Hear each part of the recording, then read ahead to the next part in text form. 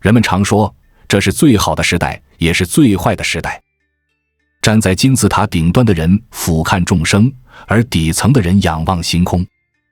在这个贫富差距不断扩大的时代，社会分层已经成为一个无法回避的话题。有人说这是人类社会的宿命，也有人说这是制度设计的缺陷。但无论如何，这种分层现象确实深深影响着每个人的命运。当我们谈论社会分层时，似乎总离不开对稀缺资源的争夺。在远古时代，食物和安全住所是稀缺资源，在农业社会，土地和劳动力主导一切，而在今天这个后工业时代，人们普遍认为金钱和权力是最稀缺的资源。但真的是这样吗？当我们把目光投向那些已经功成名就的上层人士，会发现一个令人震惊的真相，他们最缺的恰恰不是这些表面的东西。坊间流传着这样一个故事，某位身价100亿的企业家在一次私密饭局上感叹说，钱对我来说不过是个数字，权力也早就玩腻了，但我最怀念的是年轻时在工厂车间里和工人们一起吃盒饭的日子。这个故事乍听起来像是无病呻吟的矫情，但实际上却道出了一个深刻的真相，在不同的社会阶层，稀缺资源的定义是完全不同的。就像一位哲学家说的，人的欲望是无止境的，但每个阶层的欲望都有其特定的指向。对于底层群众来说，美女、豪车、名表可能是可望不可及的奢侈品，但对于上层人士而言，这些不过是唾手可得的消费品。那么，究竟什么才是真正的稀缺资源？什么才是那些站在金字塔顶端的人最渴望却又难以获得的东西？让我们先打破一个普遍的认知误区，金钱和权力是上层社会最稀缺的资源。这种观点之所以广泛存在，是因为大多数人都是从自己的位置向上望去，用自己的需求来揣测他人的渴望。事实上，对于真正的上层人士来说，金钱早已不是问题。他们的财富以一种普通人难以想象的速度增长着，即使是在睡梦中，他们的资产也在不断增值。至于权力，在某种程度上也是可以用金钱来交换或影响的。当一个人站在足够高的位置时，权力反而成了一种负担，因为它意味着更大的责任和更多的束缚。有人说，那么时间和健康才是上层人最稀缺的资源。这个说法听起来很有道理。确实，我们经常看到那些成功人士抱怨没有私人时间，被各种会议和应酬占据了生活。他们花重金购买各种高端医疗服务，试图延缓衰老，维持健康。但这依然不是全部真相。真相是什么？真相就是底层人才是上层最稀缺的资源。这个说法乍听起来可能令人费解，甚至觉得荒谬。毕竟在我们的印象中，底层人口数量庞大，似乎永远供大于求。但正是这种表象，掩盖了一个更深层的真实。当我们仔细观察上层社会的运作方式，会发现一个惊人的事实：无论是财富的积累，还是权力的维持，甚至是社会地位的巩固，都离不开底层人的参与和支持。这就像一座金字塔，表面上看是顶端最为重要，但实际上却是底座的稳固性决定了整个结构的命运。上层人士深谙此道，他们知道自己的财富来源于底层劳动者的创造，自己的权利建立在底层群众的认同之上，自己的社会地位需要底层大众的仰望才能维系。这种依赖关系是如此根深蒂固，以至于成为了一种无法摆脱的宿命。更令人深思的是，这种依赖还在加深。随着技术的发展，资本对劳动的替代在某些领域确实在发生，但在更多领域，优质的人力资源反而变得更加稀缺。那些真正能够创造价值、维持秩序、传承文化的底层群众，正在成为一种越来越稀缺的资源。这就是为什么我们经常看到一些大企业不惜重金培养基层员工，一些权贵竭尽全力笼络基层群众，因为他们心知肚明，在这个世界上，真正稀缺的不是金钱，不是权力，而是那些能够支撑整个社会运转的底层劳动者。他们是经济的基石，是社会的根基，是文化的源泉，更是上层社会得以存在的必要条件。这个残酷的真相正在重新定义我们对社会结构的认识。它告诉我们，在这场看似你争我夺的资源争夺战中，真正的稀缺并不在于那些显性的物质财富，而在于那些看似普通却又不可或缺的人力资源。这种认知的转变或许能够帮助我们更好地理解当前社会的运作机制，也能让我们对未来的发展趋势有更清晰的判断。让我们撕开经济学教科书上那些华丽的理论包装，直面一个赤裸裸的现实：整个经济体系本质上就是一个巨大的剥削机器，而这台机器的燃料恰恰就是源源不断的底层劳动力。先说劳动力供给。表面上看，人口红利正在消失，劳动力似乎不再廉价。但真实情况是，资本家们总能找到新的矿址。当沿海工厂的工人开始讨价还价时，生产线就转移到内地；当中国工人要求更高工资时，工厂就搬到东南亚。这种转移看似是市场规律使然，实则是一场精心设计的全球资源重组游戏。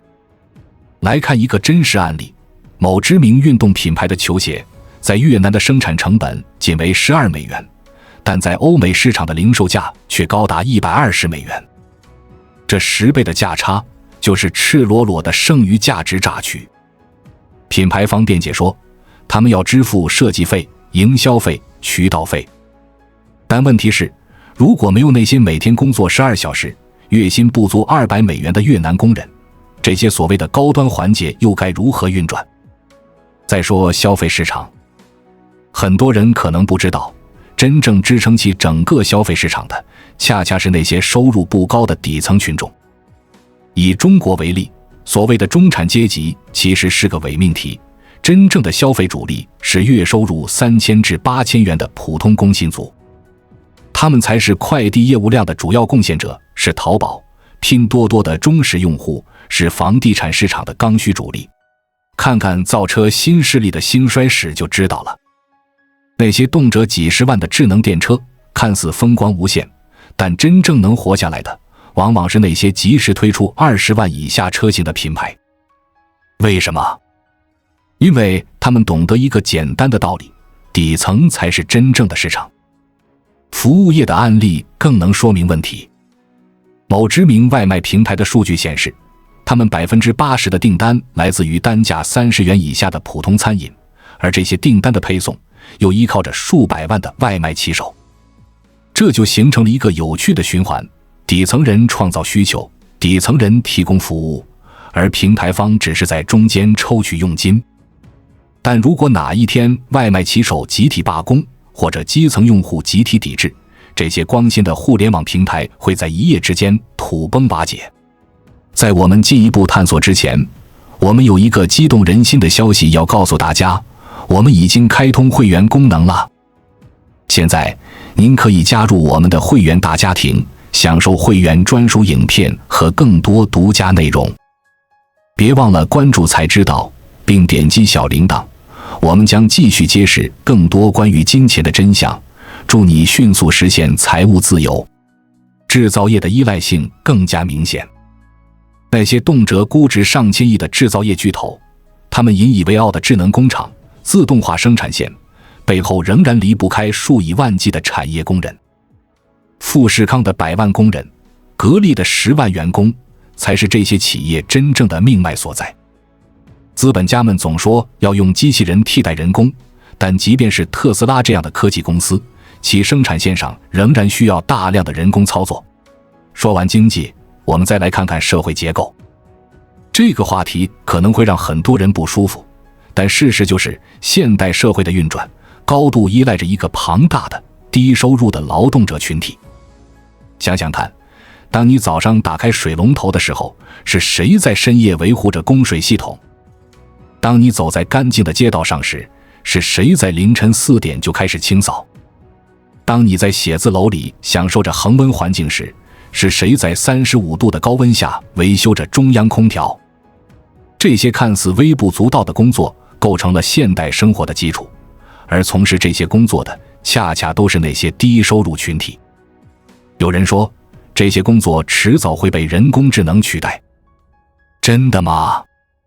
且不说技术发展需要时间，单说成本角度，当一个保洁员的月薪只有3000元时，有谁会花20万去买一台清洁机器人？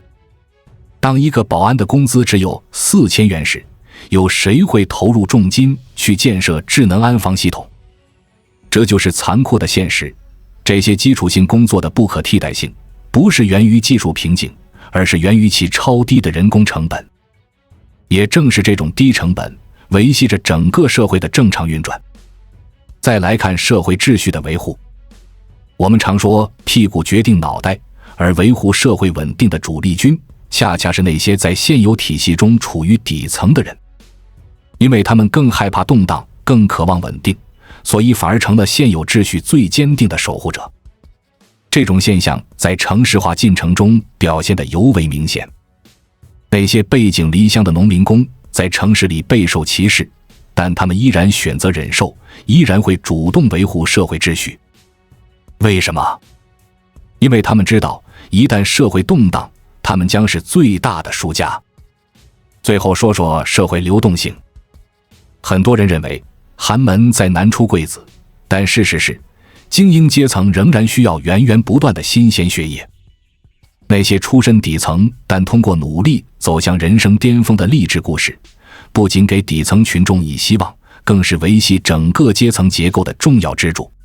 试想，如果底层群众彻底丧失了向上流动的希望，如果人人都认定我的孩子永远只能和我一样，那么这个社会还能稳定吗？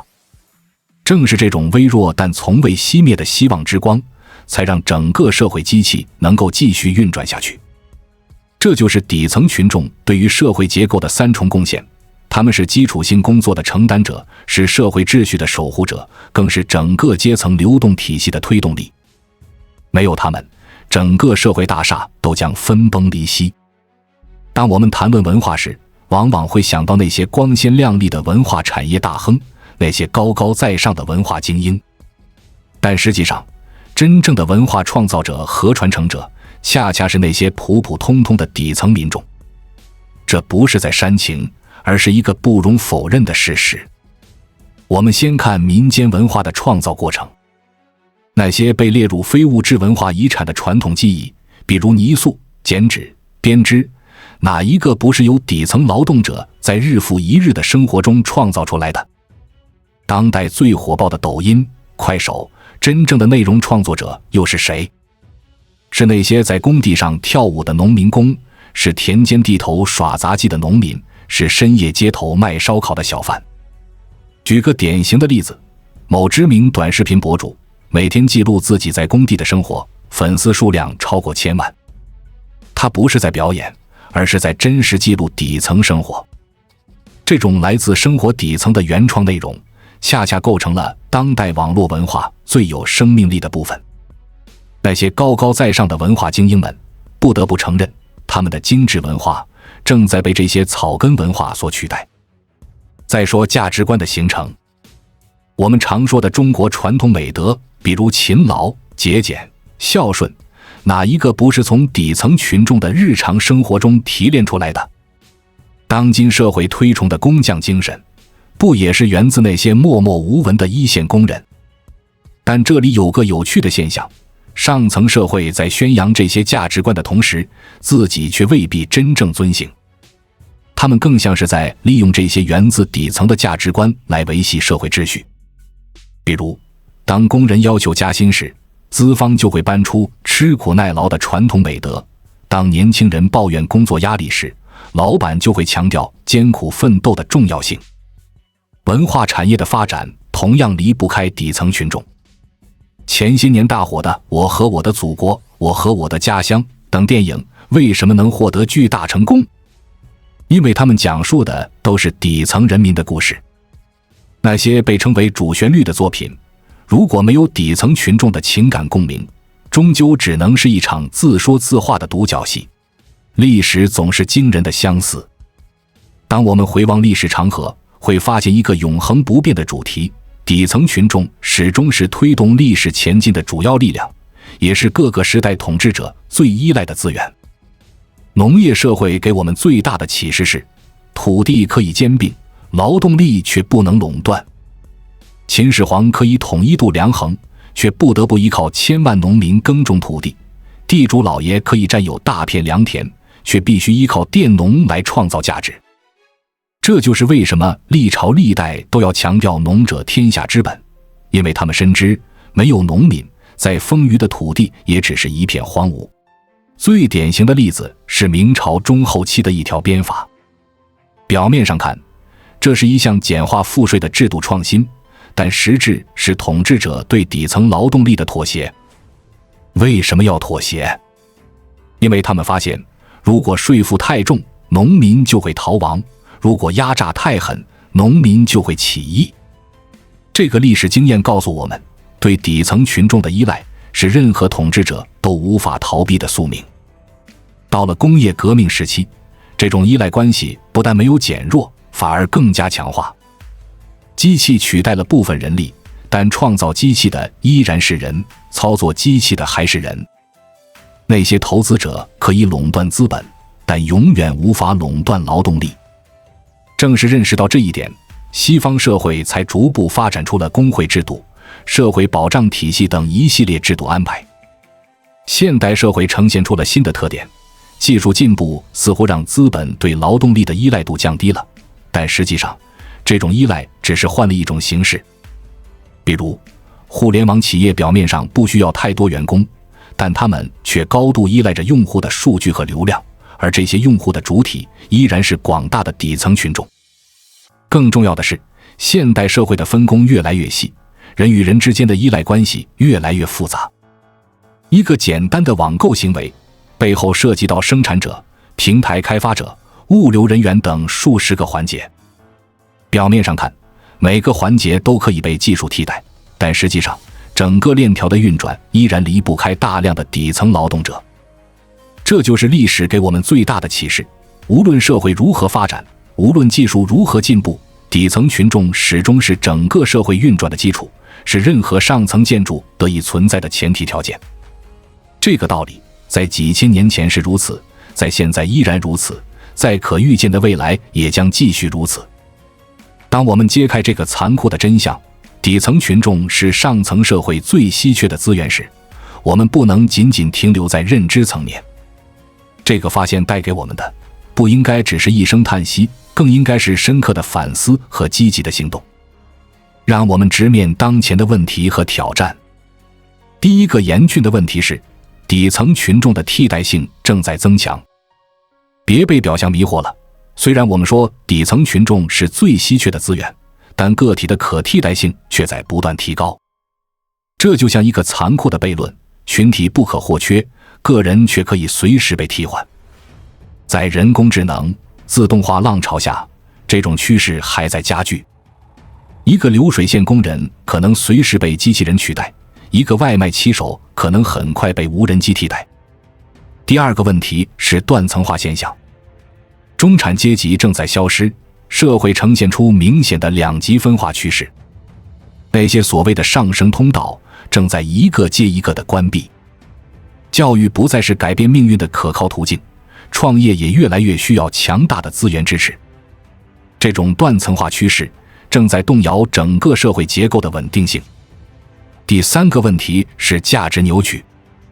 我们的社会正在形成一种奇怪的价值观，一方面歌颂劳动者，另一方面却对底层工作充满歧视；一方面强调贡献价值，另一方面却用收入高低来评判人的价值。这种价值观的扭曲正在撕裂社会的精神纽带。那么，有可能的改善方向吗？首先，我们需要重构劳动价值体系，不能再用简单的市场供需来决定劳动报酬，而应该建立一个更加全面的价值评估体系。那些承担基础性工作的人员，理应得到与其社会贡献相匹配的待遇。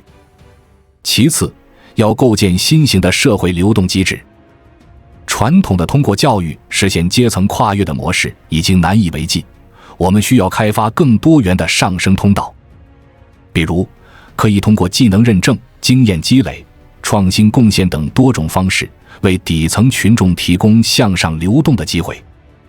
第三，必须重建社会价值认同，要让每一个劳动者都能获得应有的尊重，让每一种工作都能得到应有的认可。这不是简单的口号，而是需要通过制度设计来实现的目标。展望未来，我们面临着两种可能的发展方向，一种是进一步的分化，技术进步可能会让一小部分人掌握绝大多数资源，而大多数人则沦为无用阶级。这种前景令人担忧，但已经显现出一些征兆。另一种是实现新的平衡，通过制度创新和价值重构，我们有可能建立一个更加包容、更有韧性的社会结构。在这种结构中，每个群体都能找到自己的位置，每种贡献都能得到合理回报。但无论未来如何发展，有一点是确定的，底层群众的重要性不会改变，甚至会进一步提升。因为在这个日益复杂的世界中，维持社会运转的基础性工作永远不会消失，创造真实价值的劳动永远不会过时。所以，与其把底层群众视为需要管理和控制的对象，不如把他们看作是需要珍惜和善待的宝贵资源。这不仅是一种道德选择，更是一种理性的战略。因为任何一个想要持续发展的社会，都必须善待自己的根基。正如一位思想家所说，一个社会的文明程度不在于它的财富有多少，而在于它如何对待最底层的人。这句话在今天依然振聋发聩。当我们重新审视稀缺资源这个概念时，或许应该明白，真正稀缺的不是那些可以用金钱衡量的东西，而是那些维系着整个社会运转的普通人的劳动和贡献。让我们以更清醒的认知、更理性的态度、更务实的行动来面对这个充满挑战也充满机遇的未来。因为最终，一个社会的进步不在于顶层有多高，而在于根基有多稳固。关注我，我是才知道，带你解锁更多金钱的真相。